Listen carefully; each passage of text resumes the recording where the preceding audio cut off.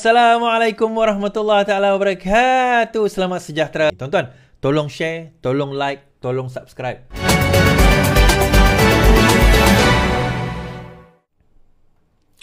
Dana syarikat judi akaun individu syarikat bernilai 40 juta dibeku.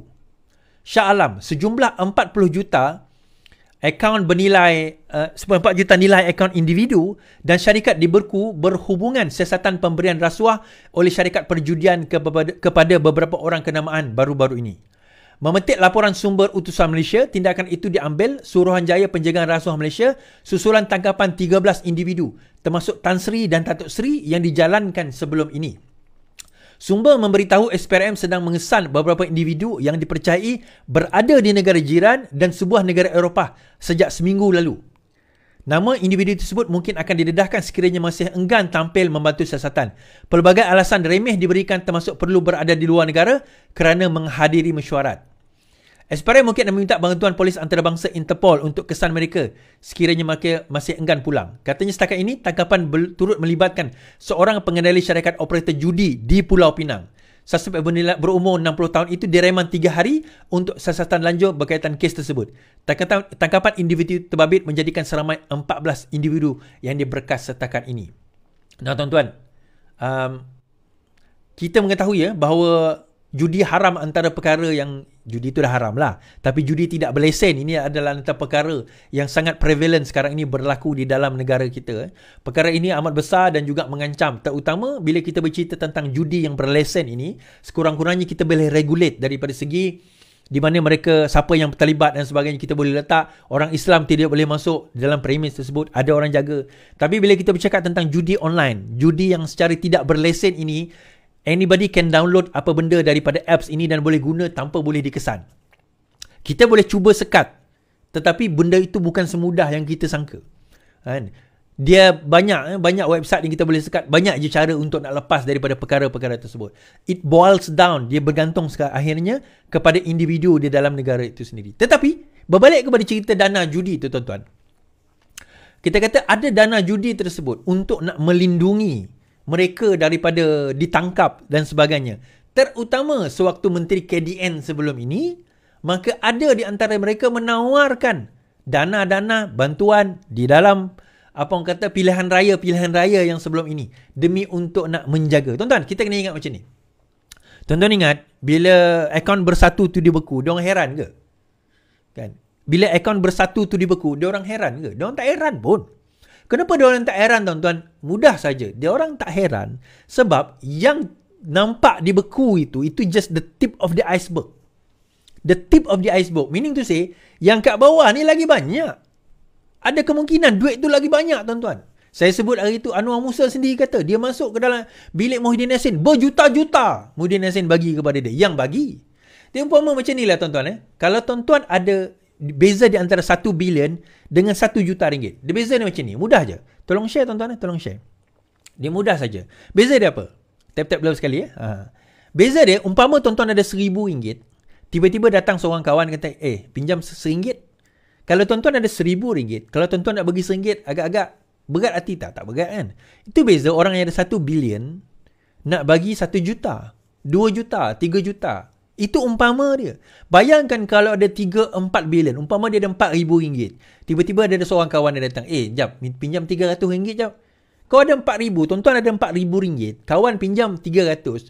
Nak bagi RM300 agak-agak berat tak hati? Tak berat. Sebab bagi tuan-tuan, sis aku ada RM4,000. Bagi RM300. Aku ada RM3,600 lagi. Itu umpama. Tuan-tuan ada 4 bilion. Bagi dekat tim tu 300 juta. Tuan-tuan ada 3.6 bilion lagi. Contoh, itu contoh kan. So itu umpama dia. Dan di mana-mana datang duit-duit tersebut. Selain daripada kita kata, yang duit disalurkan, duit masa darurat dan sebagainya, jana wibawa. Salah satunya adalah sumber judi. Kita kena faham bahawa pembenterasan judi ini sangat crucial untuk kita nak memastikan ekonomi negara kita tidak runtuh. Ekonomi runtuh, satu sebab aliran wang keluar. Yang kedua, sosial. Tuan-tuan, struktur masalah negara kita sekarang ini adalah struktur. Dan salah satu masalah struktur besar dalam negara kita yang tak boleh nak dielakkan, yang kita kena hadapi, ialah masalah rasuah. Kalau tuan-tuan ingat, tahun 1998, daripada Transparency Index, 1997 lah, 97. Anwar Ibrahim, timbalan Perdana Menteri pada waktu itu. Kedudukan Malaysia 20 lebih, 27 kalau tak silap saya. Tahun 97. 27 je. Sekarang 60 lebih. Lagi teruk masa PKP itulah 60 lebih. Maksudnya, persepsi pelabur terhadap negara kita amat teruk daripada segi korupsi. So, sekarang ini saya tengah tunggu laporan ni. Ujung tahun ini kita akan tahulah. Apa orang kata daripada segi indeks dia berapa, adakah lebih diperbaiki, adakah makin teruk, adakah makin baik, kita akan tahu pada ujung tahun ini, insyaAllah. Saya akan update dari semasa ke semasa dan hopefully makin baik. Sebab dengan persepsi tersebut, ni umpama macam ni lah, kalau saya pelabur luar, saya nak pilih kat mana saya nak melabur, saya tengok negara yang paling kurang korupsi. Singapore top 5 in the world, top 5, transparent, persepsi, sebab itu orang sanggup melabur dalam negara dia walaupun negara dia kecil. Top 5 tuan-tuan. Scandinavian country tak payah cerita lah, dekat Europe tu, Norway, Sweden, sebagainya, itu tak payah cerita. Even UK, US pun nombor 11, still okay. Brunei pun nombor 30 tuan-tuan, kita 60. Allah, teruknya. Jadi sekarang ini kita cuba nak memperbaiki image tersebut, dan itulah peranan paling besar yang kita nak kena banteras tuan-tuan. Kita nak kena bentuk dan apa orang kata dan lawan balik. Perkara itu yang kita kena betulkan balik.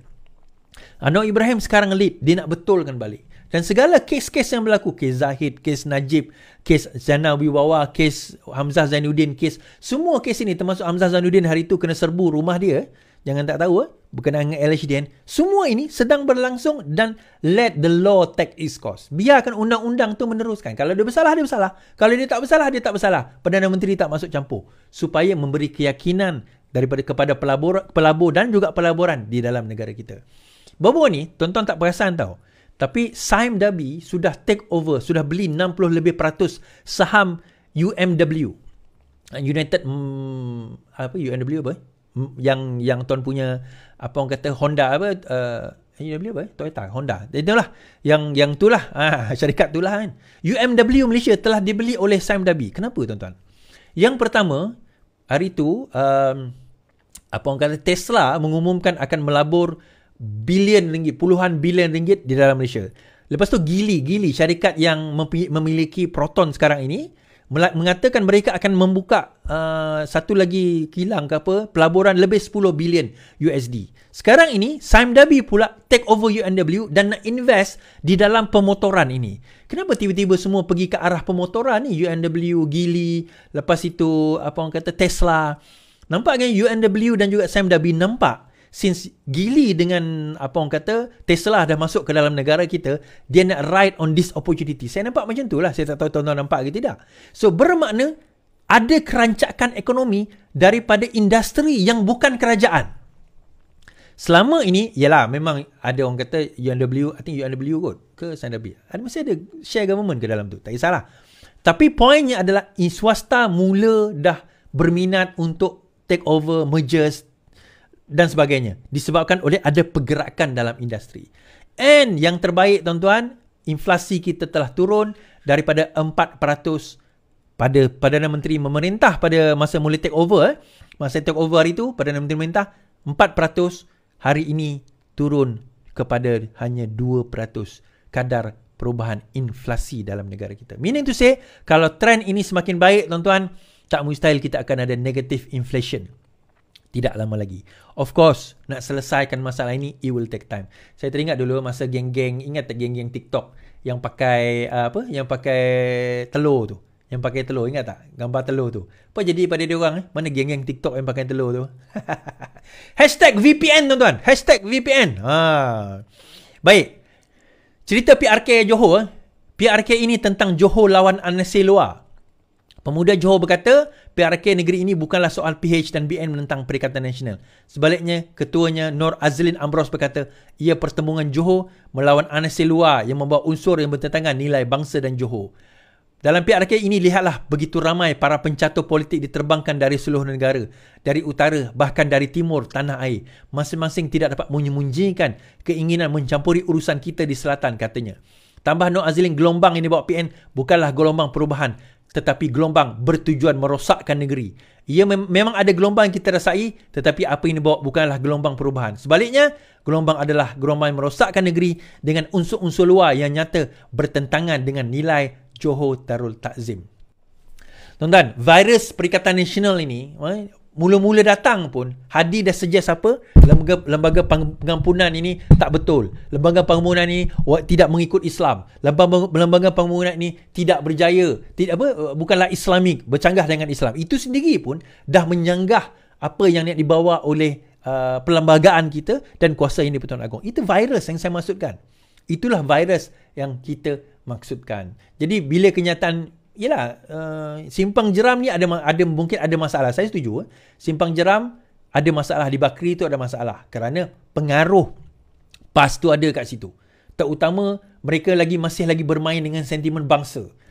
Dua imam, sembelihan tak halal. UMNO ni bukan Islam. Ada yang mengatakan kafir. Saya tak kata dekat Bakri, tapi ada masih lagi mereka yang memandangkan bahawa UMNO itu kafir, kata. Selain daripada PAS undi kafir.